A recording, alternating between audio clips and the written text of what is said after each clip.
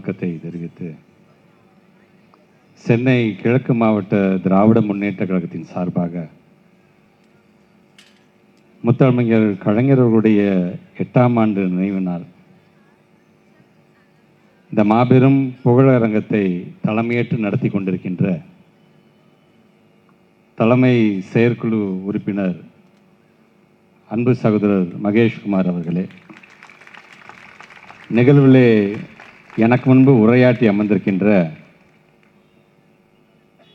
நக்கீரன் பத்திரிகையினுடைய ஆசிரியனுடைய அன்பு அண்ணன் நக்கீரன் கோபால் அவர்களே,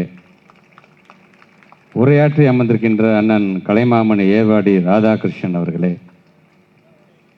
கலந்து கொண்டு சிறப்பித்துக் கொண்டிருக்கின்ற அண்ணன் நாகராஜன் அவர்களே, சகோதரர் சந்துரு அவர்களே, சரிதா மகேஷ்குமார் அவர்களே, தேவஜ் அவர்களே, அசோக்குமார் அவர்களே, நம்முடைய மாண்புமிகு மேயர் பிரியாராஜன் அவர்களே, கலந்து கொண்டு சிறப்பித்துக் கொண்டிருக்கின்ற கழக சட்டத்துறை துணை செயலாளர் முன்னாள் சட்டமன்ற உறுப்பினர் அண்ணன் KS ரவிச்சந்திரன் அவர்களே, கழக செய்தி தொடர்பு இணை செயலாளர் என்னுடைய அன்பு தம்பி தமிழன் பிரசன்னா அவர்களே, தலைமை பொதுக்குழு உறுப்பினர் டாக்டர் பூர்ணிமா அவர்களே, நிறைவாக நன்றியுரையாற்ற இருக்கின்ற பாபு அவர்களே, அதிபதி அவர்களே, கலந்து கொண்டிருக்கின்ற முத்தமிழர் கலைஞருடைய உயிரினும் மேலான அன்பு உடன்பிறப்புகள் உங்கள் அனைவருக்கும் என்னுடைய வணக்கங்களை நான் தெரிவித்துக் கொள்கின்றேன். நெட்டிருப்பு பாறைக்கு நெக்கு விடாத பாறை பசுமரத்தின் வேருக்கு நெக்கு விடும் என்பது நம்முடைய நல்வழி பாடலில் ஒரு பாடல். இந்த பாடலுக்கு என்ன அர்த்தம் என்று சொன்னால், முத்தமிழர் கலைஞர் அவர்கள் அதை மேற்கோள் காட்டி அவர் உரையாற்றிய அந்த உரை, ஒரு பாறை என்பது மிகவும் உடைப்பதற்கு சிரமமாகத்தான் இருக்கும். அந்த பாறையை கடப்பாறையை கொண்டு நீங்கள் அடிக்கும் பொழுது சில நேரங்கள் அதனுடைய முனை மழுங்கி போகும். மீண்டும் அதை பட்டை தீட்டிவிட்டு மீண்டும் அந்த பாறையை உடைக்க வேண்டிய அந்த பணியை தொடங்குவார்கள். ஆக ஒருவேளை அந்த பாறை உடையலாம், உடையாமலும் போகலாம். ஆனால் அந்த பாறையில் ஒரு சின்ன விதை செடியாக முளைத்தது என்று சொன்னால், அது இண்டு இடுக்கெல்லாம் சந்து பொந்தெல்லாம் புகுந்து அது ஒரு மரமாக வரும்போது அந்த பாறை கண்டிப்பாக உடைந்தே தீரும் என்று அதற்கு ஒரு அர்த்தத்தை சொல்வார். ஆக அப்படி எப்படி நெளிவு சுழிவோடு நடந்து கொண்டு மீண்டும் வெற்றியை பெற முடியும் என்பதை நான் அண்ணாவிடமிருந்து கற்றுக்கொண்டேன் என்று முத்தமிழர் கலைஞர் சொல்லுவார். அப்படி பக்குவமான போக்கை அண்ணாவிடமிருந்து கலைஞர் கற்றுக்கொண்டார். கலைஞரிடமிருந்து நம்முடைய தலைவர், நம்முடைய இயக்க தலைவர், நம்மை நாளும் இயக்குகின்ற தலைவர் கற்றுக்கொண்டார். அவருடைய சீடனாக இன்றைக்கு அண்ணன் சேகர் பாபு அவர்களும் அதை இன்றைக்கு கற்றுக்கொண்டிருக்கிறார் என்று தான் நான் சொல்வேன். சொல்வதற்கு காரணம், எப்படி அந்த ஒரு செடி என்பது வளர்ந்து மிகப்பெரிய மரமாக வந்து அந்த பாறையை உடைத்ததோ, அதே போன்று ஒரே ஒரு தொகுதியில் வென்றது தான் திராவிட முன்னேற்ற கழகம். ஆனால் அதற்கு பிறகு 3 முறை இந்த தமிழ்நாட்டை ஆண்டது திராவிட முன்னேற்ற கழகம் என்பதை நீங்கள் மனதில் நிறுத்தி கொள்ள வேண்டும். அதற்கு காரணம் வேறு யாரும் அல்ல, முத்தமிழர் கலைஞருடைய உயிரினும் மேலான அன்பு உடன்பிறப்புகள் நீங்கள் தான் என்பதை இந்த நாடே அறியும். ஆக அப்படி நம்முடைய கலைஞர்களுக்கு ஓய்வே இல்லை என்கின்ற விதத்தில் இந்த தலைப்பின் மூலமாக நம்முடைய மாவட்ட கழக செயலாளர் அண்ணன் சேகர் பாபு அவர்கள் இந்த நிகழ்ச்சியை நடத்தி கொண்டிருக்கின்றார். இந்த நிகழ்ச்சிக்கு என்னை அன்பு சகோதரர் சந்துரு அவர்கள் அழைத்து வரும்பொழுது, இந்த கொளத்தூர் தொகுதி உள்ளே நுழைந்த பொழுது, ஒரு 4 மாதங்கள் 5 மாதத்துக்கு முன்பாக இந்த கொளத்தூர் தொகுதிக்குள்ளே நாம் எப்படி வந்தோம், வரும்பொழுது கண்ணில் படுகின்ற ஒவ்வொரு திட்டங்களும், பார்க்குற பில்டிங்லாம் பார்த்தா, அது மருத்துவமனையாக இருந்தாலும் சரி, அது கல்யாண மண்டபமாக இருந்தாலும் சரி, இப்படி ஒவ்வொன்றையும் பார்க்கும், அந்த ரோடை கடந்து வரும்பொழுதும் சரி, இப்படி ஒவ்வொன்றையும் நான் பார்க்கும் பொழுதெல்லாம் இந்த தொகுதியில் நாம் நின்று பேச வேண்டுமா அல்லது மௌனமாக ஒரு 5 நிமிடம் இருந்து விட்டு சென்று விடலாமா என்கின்ற ஒரு ஏக்கம்தான் என் மனதில் வந்தது. காரணம், ஒரு 5 ஆண்டுகள், கடந்த 5 ஆண்டுகள் இந்த தொகுதியில் நம்முடைய கழகத்தினுடைய தலைவர் ஆற்றிய பணி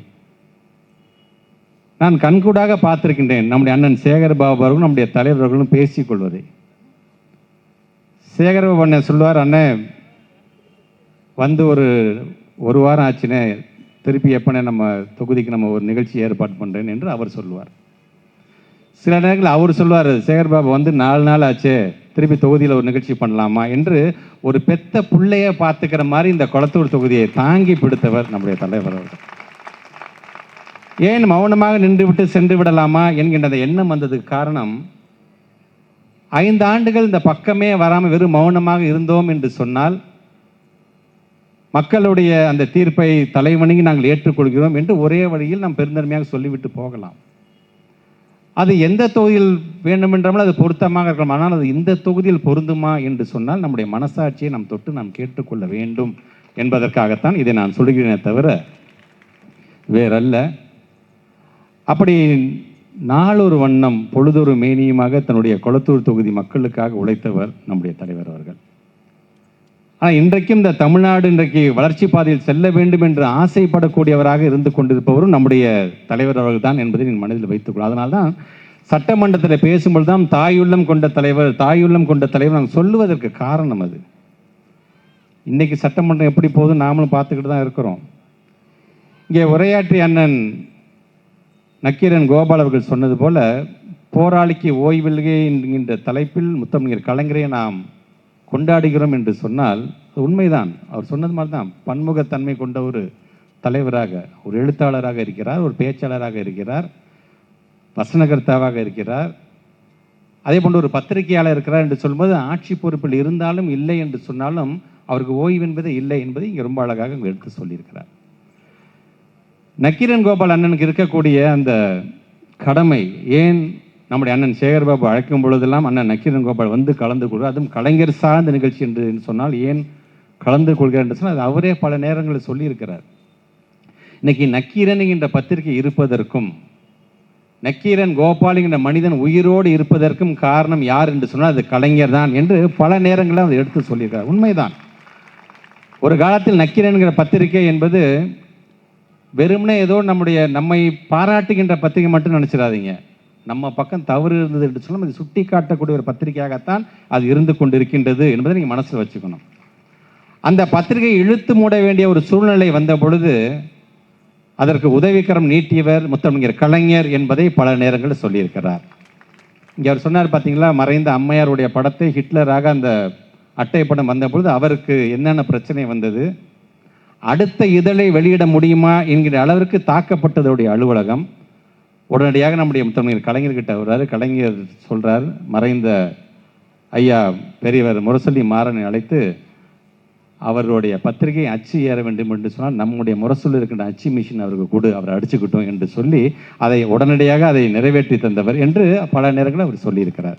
நீங்கள் சொன்ன மாதிரி தான் அந்த அம்மையாரால் தாக்கப்பட்ட கூட முத்தமிழர் கலைஞர் ரொம்ப செல்லமாக சொன்னார், கோபால் ரொம்ப வேகமாக போகிறீங்க, கொஞ்சம் அமைதியாக கொஞ்சம் ஸ்லோவாக போங்க அப்படின்னு சொன்னது கூட அவர் பல நேரங்கள் வந்து எடுத்து சொல்லியிருக்கிறார்.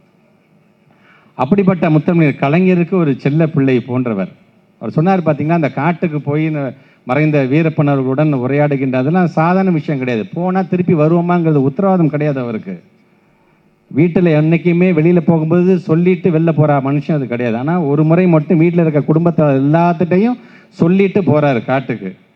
வீட்டில் உள்ளவங்களாம் கவலை வந்து சின்னது, எப்போதுமே முறைக்கு மாறாக இப்போ எல்லாத்தையும் சொல்லிட்டு போகிறாரு, ஏதாச்சும் நடந்துருமோ என்கின்ற கவலை. காட்டுக்கு போயிட்டு வெளியில் வந்து அவர் ஃபோன் பண்ணது ஆள் யாருன்னு பார்த்தீங்கன்னா முத்தமிழர் கலைஞர். கலைஞர் சொன்ன முதல்ல எனக்கு பேசுறதை நிறுத்திட்டு வீட்டில் உள்ளவங்களை பேசிட்டு அப்புறம் என் லைனில் வாண்டு ஃபோனை வச்சுட்டாரு முத்தமிழர் கலைஞர். இவர் உடனே வீட்டுக்கு பேசுகிறார். அப்போ தான் தெரியுது இவருக்கு முன்பாக முத்தமிழர் கலைஞர் இவருடைய குடும்பத்தை தொடர்பு கொண்டு கவலைப்படாதீங்கம்மா, திரும்பி பத்திரமா வருவார், அதுக்கு நான் உத்தரவாதம் என்று சொன்னார் என்கிற செய்தி அவருக்கு அப்போ தான் தெரிகிறது.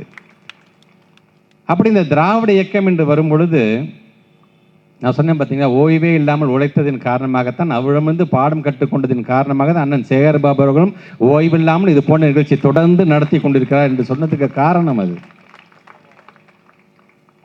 பெரியாரை நம்ம இதயத்தில் வச்சிருக்கோம். பெரியார் என்ன செய்தார்?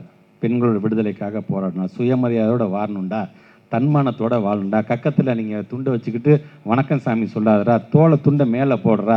இப்போ எனக்கு ஒரு சால்வை போட்டார் பார்த்தீங்களா, அது எதுக்கு எப்படி வந்துச்சு? இது திராவிட மேடை. இது இந்த மேடையில் அனைவரும் சமம் வாங்கடான்னு வீசி போகிறோம் பார்த்தீங்களா, அதுதான் தன்மானம். வெறும் சால்வை கிடையாது. இந்த பழக்கம்லாம் ஒரு காலத்தில் கிடையவே கிடையாது. இது தந்தை பெரியார் காலத்தில் வந்து அண்ணா என்ன செய்தார், பெரியார் என்னென்ன திட்டம்லாம் செய்யணும்னு ஆசைப்படுறது அதையெல்லாம் ஒரு அரசாங்கத்தின் மூலமாக சட்டமாக வடிவமைத்து கொடுத்தவர் பேரறிஞர் அண்ணா. பேரறிஞர் அண்ணா என்னென்னலாம் நினைத்தாரோ அதை முத்தமிழர் கலைஞர் வாய்ப்பு கிடைக்கும் போதெல்லாம் அதை செய்து கொடுத்தார். நம்முடைய முத்தமிழர் கலைஞர் என்னென்னலாம் செய்ய வேண்டும் என்று ஆசைப்பட்டாரோ அதை எல்லாத்தையும் நம்முடைய இயக்கத்திலவே நம்மை நாளும் இயக்குகின்ற தலைவர் முத்துவேல் கருணாநிதி ஸ்டாலின் அவர்கள் அதை தொடர்ந்து அதை செய்து கொடுத்தார். இப்படி கொள்கை சார்ந்து சொல்கிறோம்ல, இவங்கெல்லாம் அதெல்லாம் செஞ்சாங்க, அதனால தான் நம்ம ஆட்சிக்கு வந்தோம், அதனால தான் மக்கள் நம்மளை கொண்டாடுறாங்கன்னு. சட்டமன்றத்தை பார்த்தா சர்க்கார் பேனர் நீங்கள் கிழிச்சிங்க பார்த்தீங்களா, படத்தோட பேனரை, அதனால தான் நீங்கள் ஆட்சிக்கு வரலன்னு அதிமுகவை பார்த்து இன்றைக்கி இருக்கிற தாவக்கா சொல்லிக்கிறது. ஏன்னா கொள்கை பேச முடியாது அவங்களால, கொள்கை சார்ந்து எதுவுமே செய்ய முடியாது. இன்றைக்கி அவங்க என்ன செய்யலாம் என்று சொன்னால், நாம் என்னென்ன திட்டமெல்லாம் நாம் கொண்டு வருகிறோமோ அந்த திட்டத்துக்கெல்லாம் பெயரை மாற்றி இந்த திட்டத்தை நாங்கள் கொண்டு வந்தோம். இந்த ரீல்ஸ் அடிக்கடி நிறையா வரும் பார்த்தீங்களா, இது மாதிரி 100 முறை நடந்திருக்கு, ஆனால் இதுதான் ஃபஸ்ட் டைம் அப்படின்னு ஒரு பெரியவர் சொல்லுவார். அந்த மாதிரியான ஒரு வேலையை தான் தொடர்ந்து இந்த தாவேக அரசு இன்றைக்கி செய்து கொண்டிருக்கின்றது.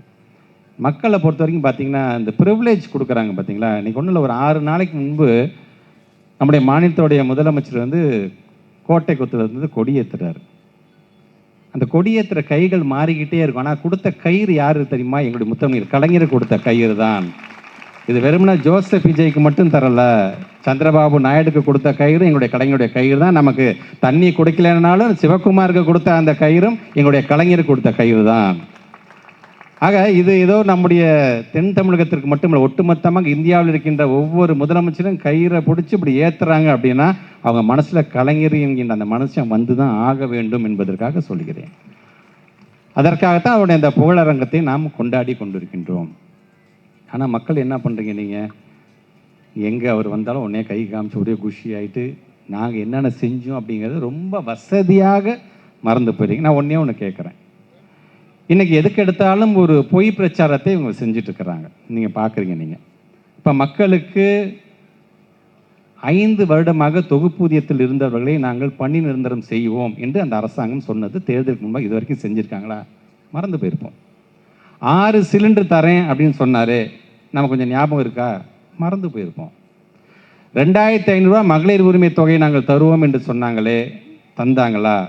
மறந்து போயிருப்போம்.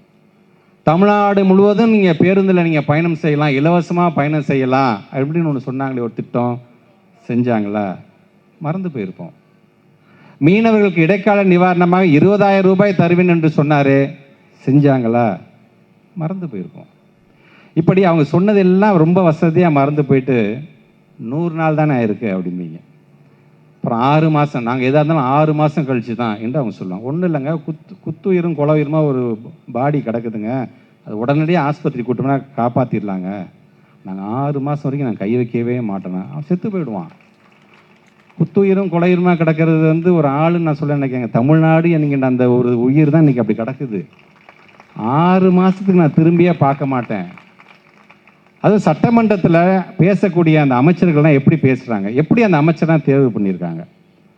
நம்முடைய நடிகர் சத்யராஜ் அவர்களும் அண்ணன் வடிவேல் அவர்களும் பார்த்தீங்கன்னா ஒரு படத்தில் நடிச்சிருப்பாங்க. கிரிக்கெட்டுக்கு ஆள் எடுப்பாங்க, எப்படி தெரியுமா, கோழி பறக்கும், தாவி ஒருத்தன் பிடிப்பான், இவன் தாண்டா சரியான ஃபீல்டு, இவனை இங்கே நிறுத்து அப்படிம்பான். ஒருத்தன் டயரை ஓட்டிட்டு வேகமாக ஓடிக்கிட்டே இருப்பான், இவன் தாண்டா ஓடி ரன் எடுக்கிறதுக்கு சரியான ஆள், இவனை தூக்கி இங்கே நிறுத்து அப்படிமா. அந்த மாதிரி எல்லாரையும் கிடைக்கிறாங்களா, வாங்கடா வாங்கினா எல்லாத்தையும் இழுத்து உள்ளே போட்டுட்டு அவங்க பேசுகிற பேச்சலாம். நாம் ஒன்று இன்னைக்கு ரொம்ப அழகாக பேசுகிறார் நம்முடைய எதிர்கட்சி தலைவர், ரொம்ப அழகாக நீங்கள் பேசினார். பேரவைத் தலைவர்களே, நாம் ஒன்று கேட்டோம்னா நாம் அசற மாதிரி ஒரு பதிலை சொல்கிறாங்க பார்த்தீங்களா அப்படிங்கிற மாதிரி நான் சேவை பண்ண கேட்டேன், எப்படின்னே உள்ளுக்குள்ளார நீங்கள் உங்களால் உட்கார முடியுது அப்படின்னு சொன்னேன். ஸோ இதெல்லாம் கடந்து வர வேண்டிய ஒரு சூழ்நிலை என்னவென்று சொன்னால், மக்களுக்காக நாம் பேசிக்கின்றோம். ஆனால் அவங்கள பொறுத்தவரைக்கும் அப்படி கிடையாது. அவங்க பேசுறதெல்லாம் பார்த்தீங்கன்னா வெறும் சினிமா தரமாக, யார் வேணால் சிஎம்மாக வரட்டும், அது மக்களுடைய முடிவு, நான் இல்லைன்னு சொல்லவில்லை. ஆனால் திரைப்படத்துறையிலேருந்து வந்துகிட்டேங்கிறதுக்காக இருக்கக்கூடிய சட்டமன்றத்தை ஒரு ஷூட்டிங் ஸ்பாட்டாக மாற்றுறது, ரீல்ஸ் போடுறதுக்கு அவங்க பேசுறதை பயன்படுத்துறது, மீம்ஸ் போடுறதுக்கு பயன்படுத்துறது என்று இந்த டேக் டைவர்ஷன் பாலிசி மாதிரியான ஒரு நிலையைத்தான் இன்றைக்கு இந்த தாவாக அரசு செய்து கொண்டிருக்கின்றது என்பதற்காக அதை நான் சொல்கிறேன். இப்போ நம்முடைய தலைவர் வந்து ஒரு திட்டத்தை கொண்டு வருகிறார் என்று சொன்னால் அது சார்ந்திருக்கின்ற மக்களை கூப்பிட்டு பேசுவார், விவசாயிகளை கூப்பிட்டு பேசுவார். எம்எல்ஏங்களுக்கு நீங்கள் காரு கொடுங்க, வீடு கொடுங்க, என்ன வேணால் பண்ணிட்டு போங்க, ஆனால் நீங்கள் தானே சொன்னீங்க, ரொம்ப அழகாக இன்றைக்கி நம்முடைய எதிர்கட்சியில் நீங்கள் தானே சொன்னீங்க, கஜானா காலி அப்படின்னு சொன்னீங்க நீங்கள். ஆனால் இன்றைக்கும் மாதம் மாதம் எங்களுடைய தொகையை கொடுத்த 1000 ரூபாய் தான் மகளிர் உரிமை தொகையாக எல்லாத்துக்கும் வந்துக்கிட்டு இருக்கின்றது. கஜானா காலி என்று சொல்லிட்டு விவசாயிகள் கேட்கக்கூடிய, நான் அவங்க கேட்கல, நீங்கள் சொன்ன கடனை முழுமையாக நீங்கள் தள்ளுபடி செஞ்சீங்கன்னா செய்யலை. இப்போ காரு கொடுக்க போகிறேன்னு சொன்னீங்க, அது கிட்டத்தட்ட ஒரு 1000 கோடி ரூபா ஆகும் அப்படிங்கிறாங்க. அப்படி இந்த காரு கொடுக்க போகிறதுக்கான செலவினாச்சும் இந்த விவசாயிகளுக்கு நீங்கள் அவங்களுடைய கடனை தள்ளுபடி செய்வதற்காக நீங்கள் பயன்படுத்துகிறான் இல்லையா? அதனால தான் இன்றைக்கி எங்களுடைய நமது எதிர்க்கட்சி தலைவர் சொன்னார், எங்களுடைய 59 பேருக்கும் கார்கள் வேண்டாம். ஏன்னா இன்றைக்கு நம்முடைய தமிழ்நாடு நிதி நிலைமை என்ன அப்படிங்கிறத நீங்கள் தான் சொல்கிறீங்க, அதனால் அந்த பணத்தை நீங்களே வச்சுக்கோங்க அப்படின்னு இன்றைக்கி அவர் பேசியிருக்கிறார்.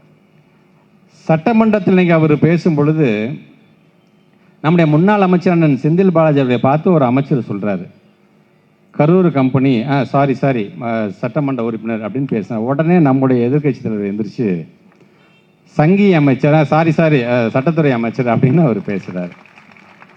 உடனே அவர் சொல்கிறாரு, நீங்கள் உங்களை அரெஸ்ட் பண்ண வரும்போது நீங்கள் எத்தனை மணி நேரம் பாத்ரூமில் உட்காந்துருந்தீங்க அப்படின்னாரு. உடனே நம்ம எதிர்க்கட்சி தலைவர் எந்திரிச்சு கேட்குறாரு, பாத்ரூமில் யார் எவ்வளோ நேரம் உட்காந்துன்னு கணக்கெடுக்கிறதுக்குன்னு ஒரு அமைச்சர் இருக்கிறார்.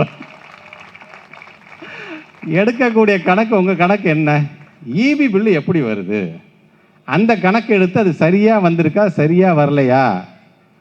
இப்போ எங்கள் ஊரில் பார்த்தீங்கன்னா மணப்பாறையிலேருந்து ஒரு லேடி நம்முடைய எதிர்க்கட்சி தலைவர் அரெஸ்ட் ஆனும்போது, நாங்களாம் அரெஸ்ட் ஆகிருக்கும்போது அந்த அம்மா சொல்கிறாங்க என்கிட்ட, ஆனால் 3500 ரூபா வந்த ஈபி பில்லு இந்த மாதம் எனக்கு 17,000 ரூபா வந்திருக்கு, அது எப்படின்னு எனக்கு தெரியல அப்படின்னு அந்த அம்மா சொல்லுது.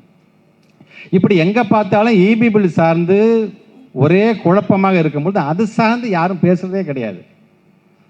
ஒரு பேசுகிறாரு, இவர் தான் வேளாண் துறை அமைச்சரா? இல்லைங்க, அவர் பள்ளிக்கல்வித்துறை அமைச்சருங்க. ஓ சரி.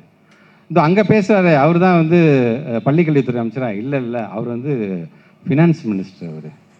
இப்படி ஒவ்வொருத்தரும் மாற்றி அதான் அண்ணன் கேட்ட, எப்படின்னே உங்களால் நேரத்தை உங்களால் செலவிட முடியுது அப்படின்னு கேட்குற அளவிற்கு இன்றைக்கி அந்த சட்டமன்றம் அப்படி நடந்துட்டு இருக்கின்றது.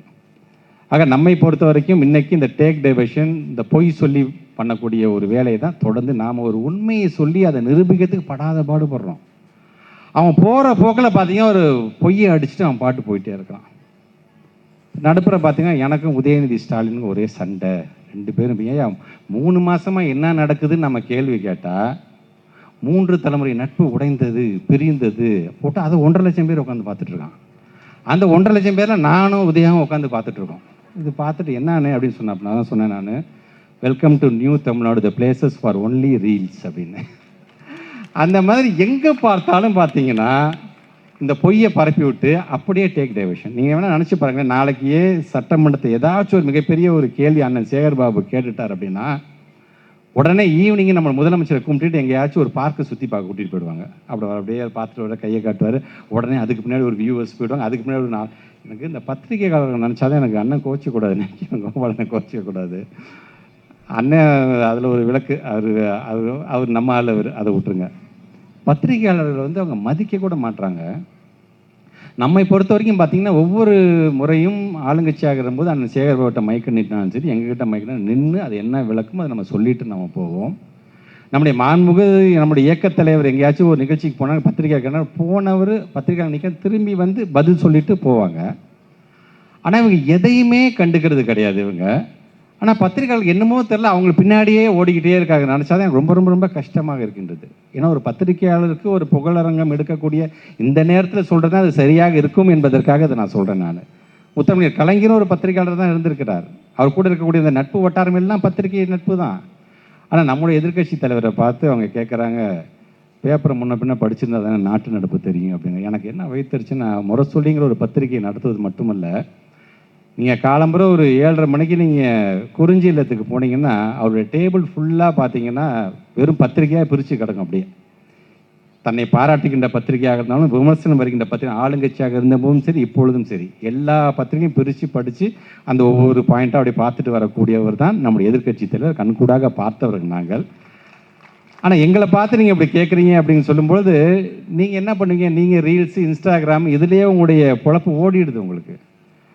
ஆக மீண்டும் நம்முடைய அண்ணன் சேகர்பாபு சொன்ன மாதிரி மீண்டும் வருவோம் அப்படின்னு நம்ம சொல்கிறோம் பார்த்தீங்களா? நீங்கள் வேணால் பாருங்களேன், இந்த மக்களுடைய ஒரு கதை ஒன்று நான் பார்த்தேன். நான் அந்த கதையை பொறுத்த வரைக்கும் நமக்கு எல்லாத்துக்கும் தெரிஞ்ச கதை தான்.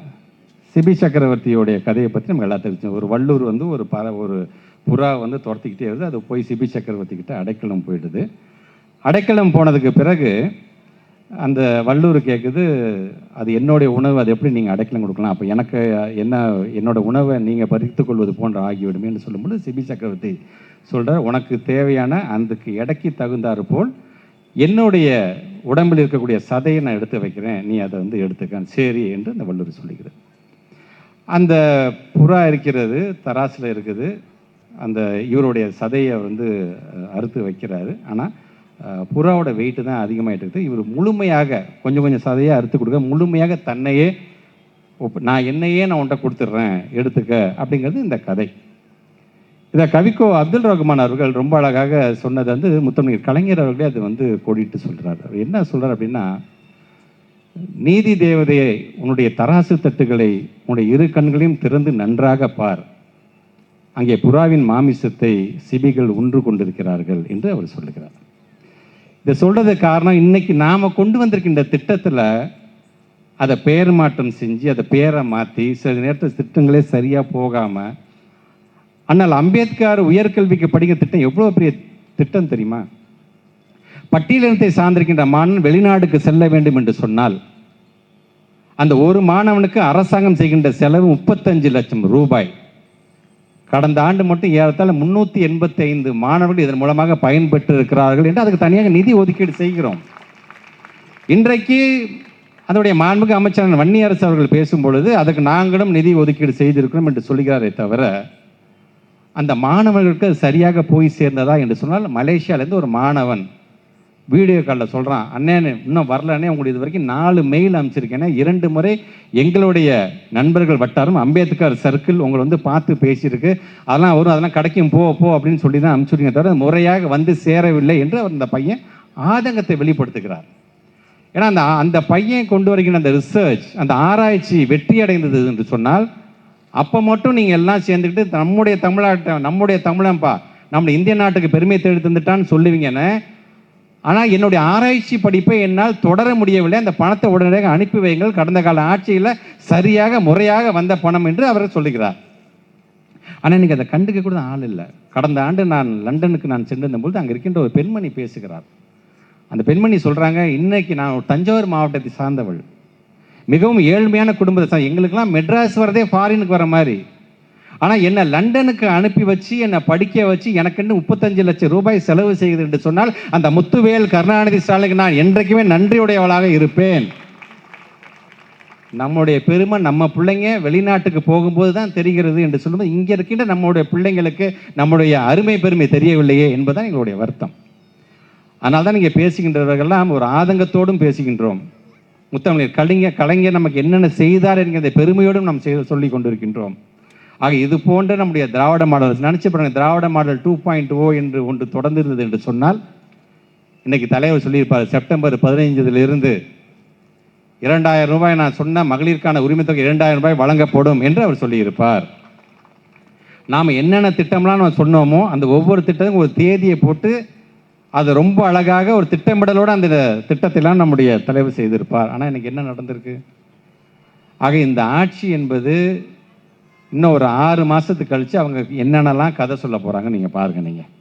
நான் இப்போவே சொல்லி வைக்கிறேன், இன்னும் 1 வருஷம் ஆனாலும் இந்த ஆட்சிக்கு முட்டு கொடுக்கறதுக்கு சில பேர் இருக்கிறாங்க. 1 வருஷம் தானே ஆச்சு அப்படிம்பாங்க, ஒரு 2 வருஷம் ஆச்சா 2 வருஷம் தானே ஆச்சு அப்படிம்பாங்க, 3 வருஷம் தானே ஆச்சு. இப்படியே 5 வருஷத்தையும் ஓட்டிட்டு போகிறதுக்குன்னு ஒரு மாஃபியா கும்பல் இருந்து கொண்டு தான் இருக்கின்றது. அதை தான் விர்ச்சுவல் வாரியர்ஸ் என்று அவர்கள் சொல்லுகிறார்கள். ஆக அதை உடைத்தெறிய வேண்டும் என்று சொன்னால் முதல்ல நாம் கொள்கை பேசணும். எங்கே பேசணும்னு முதல்ல நம்ம வீட்டில் நம்ம பிள்ளைங்க கிட்ட, நான் எப்படி தரமாடா இருந்தேன், இப்போ நம்ம எப்படி தரமாடா இருக்கிறோம் அப்படிங்கிறத சொல்ல வேண்டிய மிகப்பெரிய ஒரு கடமை நம் ஒவ்வொருவருக்கும் இருக்கிறது.